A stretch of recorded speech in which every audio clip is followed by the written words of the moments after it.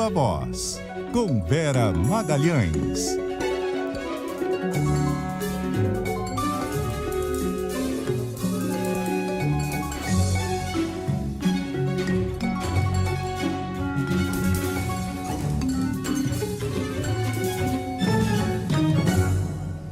E aí, Vera? Boa tarde, Sardenberg, bem-vindo de volta. Boa tarde, Cássia, ouvintes. Boa tarde, Vera. Vera também no áudio e no vídeo, nas nossas telas. Bom, Vera, ontem você ancorou o Roda Viva com o Roberto Campos Neto e, como você disse aqui na coluna do Globo de hoje, ele levantou a bandeira branca. E hoje também no evento no BTG, diz que é preciso ter paciência, boa vontade com o governo atual e tal. A pergunta e o governo? O que o governo Lula aceitou a bandeira branca? Como é que ficou? Sardenberg, é engraçado, porque nas reações que eu colhi da parte, principalmente do PT, não vou dizer tanto do governo, eu senti uma certa decepção com o tom apaziguador adotado pelo presidente do Banco Central na entrevista. Eles imaginavam, ou talvez torcessem, que ele fosse adotar um tom beligerante de confronto, de dizer que o que o BC está fazendo é o que está certo e que o resto todo está errado, reafirmar a questão do risco fiscal e partir para uma posição de que ele tem autonomia e, portanto, não precisa ter nenhum tipo de negociação com o governo. E, de fato, não foi o que ele fez. Desde o início da entrevista, se a gente notar, na primeira resposta, ele já disse que a eleição foi legítima, que é uma tentativa de se dissociar totalmente do bolsonarismo, porque era uma pergunta justamente sobre as vezes em que ele escorregou na institucionalidade, ficando em grupo de WhatsApp, indo votar com camisa do Brasil e etc. E dali em diante, todas as mensagens foram na linha da conciliação, que ele quer se encontrar com o Lula, que o Haddad está fazendo um esforço para fazer um ajuste fiscal, falou até de um BC social, que antes não parecia ser uma pauta muito cara à autoridade monetária, essa pauta social. Ele falou várias vezes na necessidade de conjugar a estabilidade com o crescimento e fazer promover a igualdade social. Então, todo o discurso dele foi apaziguador e isso causou uma certa decepção no petismo. O que Quer dizer, não o foi... pessoal... desculpe, Vera. Não, imagina. Duas observações. Uma, foi quando você introduziu, né, a entrevista, levantando essas atitudes dele, e ele já foi dizendo o seguinte: não, a eleição foi ok, ganhou e tal, não sei o que, blá, blá. Isso é o primeiro ponto. Agora, o segundo, o PT esperava guerra? Esperava que ele não fosse para a guerra, mas que ele fosse dizer que é isso aí e que quem quiser fazer diferente faça de outro jeito. E não foi o que ele fez, ele se propôs ao diálogo. Por exemplo, quando um partido, sem saber se vai ter maioria para aprovar isso, aprova numa decisão do Diretório Nacional convocar o presidente do Banco Central, e não é um partido de oposição, é o partido do governo de turno. Ele está esperando o confronto, ele está esperando que o cara vá tentar fazer o que muitas vezes ministros e autoridades fazem para não ir compor, e não ir depor, ir lá se compor no Congresso para derrubar o requerimento. Quando ele foi questionado a esse respeito, o que ele falou? Imagina, eu vou agora, né? É a minha obrigação prestar esclarecimentos toda vez que eu for chamado. Isso está na lei, isso é da transparência da autoridade monetária, então não precisa me convocar, pode só me convidar que eu vou. Aliás, era isso até que eu ia comentar, né?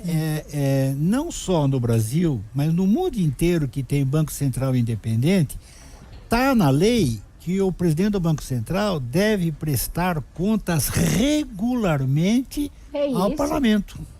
Então você vê que a atitude do PT de confronto, quando decide por uma coisa como essa, a convocar, como se o cara estivesse se recusando a prestar contas. Aí um petista me manda: cara, Vera, parabéns pela entrevista, não sei o quê, não concordo que ele foi num tom apaziguador. Dizer que ele aceita se explicar ao Congresso não significa nada. Ele será convocado por iniciativa do PT.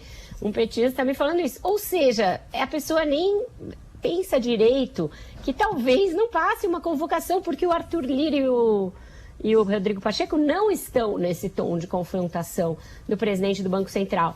Então, quando você tem a oposição, por assim dizer, sendo puxada pelo partido do presidente da República, você tem uma situação esdrúxula, tem uma situação em que quem quer pôr fogo na lona do circo não é a oposição, é o governo.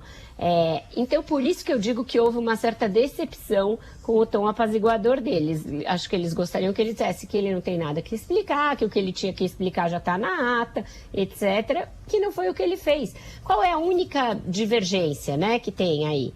A única divergência diz respeito a essa história de mexer na meta de inflação. Foi a única linha que ele traçou no chão e falou, não, daqui eu não passo. E ele explicou por quê. Ele disse, olha, mexer na meta agora, que a gente já não está atingindo a meta, vai passar o recado ao mercado de que não foi atingida essa meta e eles já vão mirar a meta mais acima.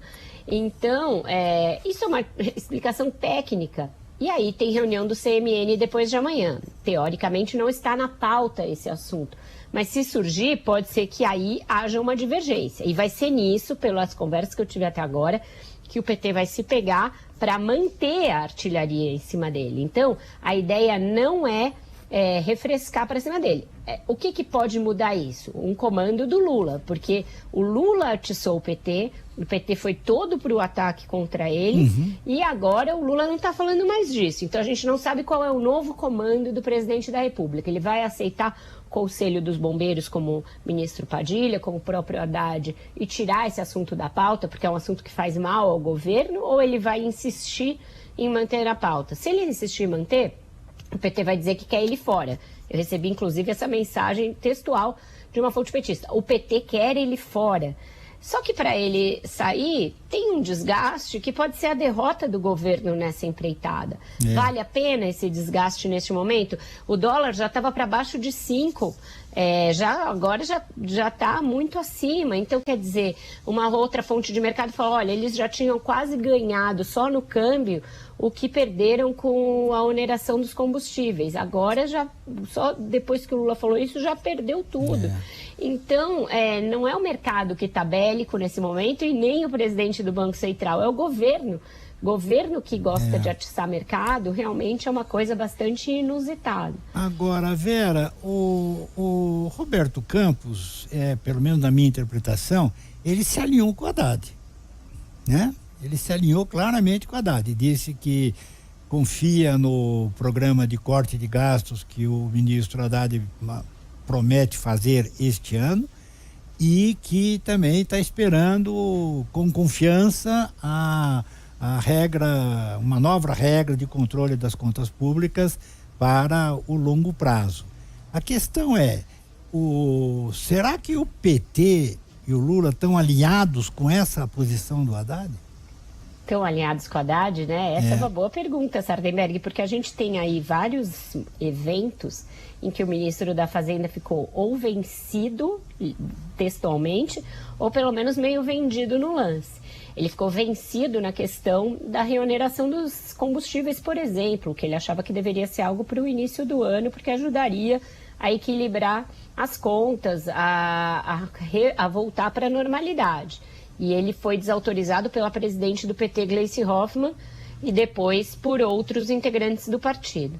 Nesse caso do presidente do Banco Central, ele já vinha negociando com ele um caminho para, nas reuniões subsequentes, mexer nos juros, porque é muito difícil também, Sardenberg, o Banco Central, na reunião de janeiro, baixar juros. Não é comum isso, ainda mais com uma situação de uma inflação persistente e de incerteza no cenário fiscal. Então, estava já nas atas dos anos passados e estava subentendido que, havendo algum encaminhamento da questão fiscal, a partir de março, abril, se poderia começar a baixar a Selic. Mas aí veio o Lula e atropelou essa conversa do Haddad. Então, a sua pergunta é muito pertinente, é uma pergunta para a qual eu não tenho total resposta.